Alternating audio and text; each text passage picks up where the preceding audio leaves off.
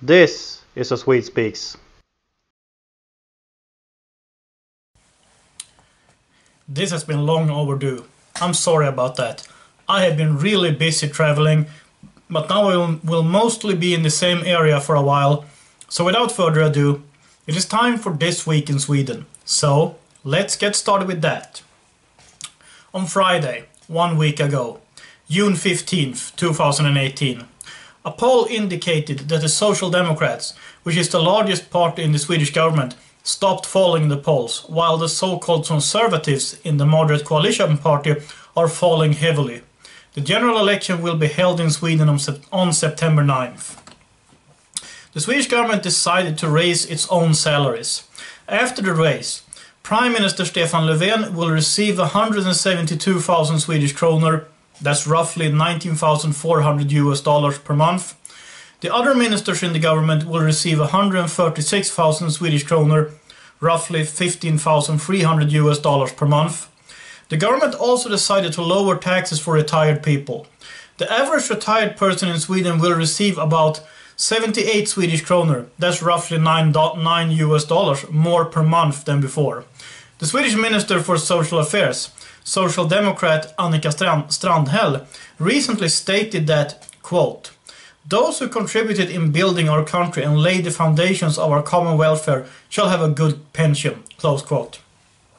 In Arlöv, in the province of Skåne, in the south of Sweden, during the night toward Friday, a woman was reportedly attacked while walking home from the pub. She was walking on a minor road in Arlöv when 5 men approached her and asked her where she was going. When she responded that she was going home, they said, quote, "No, you are not," close quote, kicked her down, pulled down her pants and raped her. The woman was brought to hospital. She had no serious physical injuries, according to the police. On Saturday, June 16th, the Swedish industrial company Sitab published an ad in which they offer Sweden's current Prime Minister Stefan Löfven, who is a welder, a job. The ad says, quote, "Are you too a welder looking for new jobs?" Close quote. As I said, the general election will be held on September 9th. In Stockholm, the Stockholm police lacks murder investigators. They have too few murder investigators to keep up with the amount of murders in Stockholm. The Stockholm police are now using investigators from other parts of the Stockholm police than those normally working with severe crimes. Claes Friberg, Director General of the Swedish Security Service, said in an interview that there are 3 countries who are especially active in spying on Sweden. The following 3 countries: Russia, China and Iran. On Sunday, June 17th, Jimmy Åkesson, leader of the Sweden Democrats, said in an interview that he wants a referendum on Sweden's membership in the European Union within the next 4 years. Åkesson called the EU a corrupt organization where nobody has control over anything, and he said that the Sweden Democrats do not see a point in being a part of a political union the way the EU has turned out. I really hope there will be a Swexit. On Monday, June 18th, in an article in ledarsidorna.se, a Swedish web-based news site, Johan Westerholm both commented on the statements from Claes Friberg, Director General of the Swedish Security Service, about Russia, China and Iran spying on Sweden, and pointed out that Friberg did not mention Turkey. According to Westerholm, Turkey is an influential political player in elections, and that people loyal to the Turkish government are in high positions in the Green Party and in the Social Democrats, both parties represented in the Swedish government. Turkish networks are also represented in mosques in Sweden, according to Johan Westerholm. When the Persian language newspaper Stockholmian conducted a poll among its readers, the Sweden Democrats was the largest party, with 34% of the sympathies among the readers. Stockholmian commented it by writing that, quote, "One explanation might be that Iranians who fled to Sweden during the beginning and middle of the 1980s mostly consisted of well-educated secular people who fled the Islamic regime and who themselves experienced the disaster that Islamists together with the left were able to achieve in the country." Close quote. On Tuesday, June 19th, in Landskrona, in the province of Skåne, in the south of Sweden, During Tuesday evening, there was a shooting in Landskrona. The shooting was connected to a fight between 2 or 3 persons. No persons were harmed, according to the police. In Malmö, also in the province of Skåne, in an interview with the Danish newspaper Jyllandsposten, Sune Palsgaard, a Dane living in Malmö, said that he has had enough of the violence and that he will leave Malmö before this year is over. Palsgaard has lived in Malmö for 11 years, and Tuesday morning he woke up to the news that 3 persons were killed in shootings in Malmö the previous evening.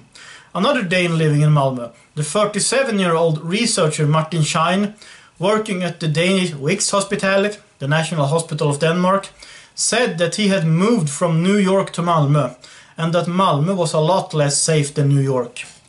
Bengt Nilsson, CEO of Hammerglass, a company producing bulletproof glass, said that the demands for his company's products have increased a lot. Nilsson said that, quote, "Something has happened in society. 5 years ago, nobody demanded bulletproof glass. Now we get a request every week." On Wednesday, June 20th, in Stockholm, the Centre Party and the Left Party, the latter of them being the old Communist Party and traditionally belonging to 2 different political blocs in Swedish politics, declared that if necessary, they will cooperate in local politics in the city of Stockholm to make sure that the Sweden Democrats will not get any influence. In a recent poll among voters in Stockholm City, the left-wing bloc and the so-called non-socialist bloc got about the same amount of support, and the Sweden Democrats got 10%. The Sweden Democrats are still less popular in Stockholm City than in many other parts of Sweden, but the poll indicated that there would be no majority in city council without the Sweden Democrats, unless parties from the 2 traditional blocs make deals with each other. In Upplands Väsby, in the province of Uppland, to the north of Stockholm, it was reported that business owners are harassed by a threatening and violent gang at Centralvägen, a road by the local train station. The gang members are described as being between 16 and 18 years old. They have access to knives and narcotics, are involved in fights and physical abuse. Philip Peck at a restaurant called Tiger says that, quote, "Something has to happen. People do not dare to walk on Centralvägen. They are afraid. We must get a police station, get more police officers and put up surveillance cameras." In Eskilstuna, in the province of Södermanland, to the west of Stockholm, it was reported that there is a lack of people willing to work with care of older people.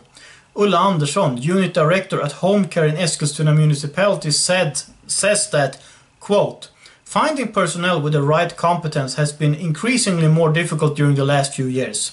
Close quote. Home care is organized by the Swedish municipalities, and they need assistant nurses. This is a national problem, not just a local one.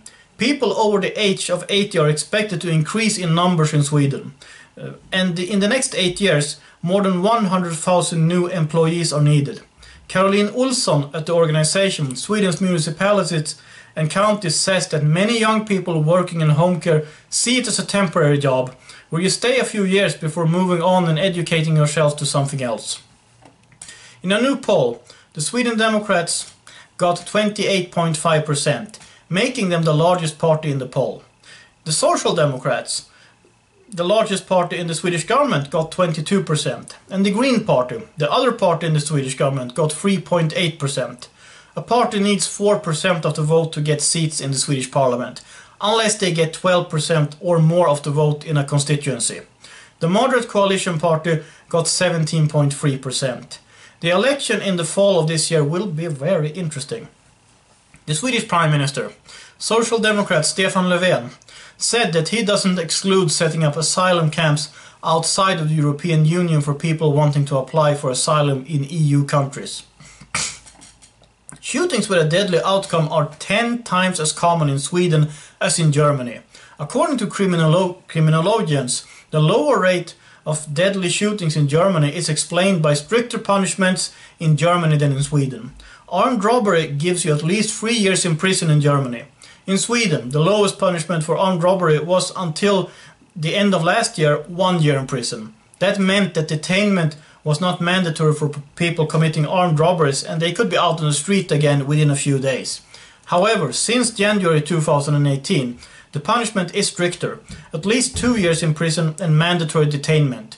Reportedly, this has led to less severe gun crime in Sweden.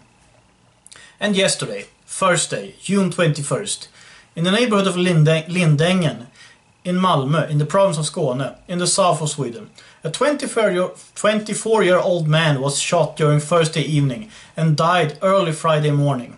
During Friday, 3 persons were arrested under suspicion of murder. The Green Party in Stockholm City announced their local election manifest. According to their manifest, you will not be allowed to drive cars that run on gasoline in Stockholm City, and sales of fossil fuels will be stopped in the city of Stockholm. The Green Party is one of the parties in the Municipal Executive Committee, meaning the city government. Local elections will be held on the same day as the general election, on September 9th this year.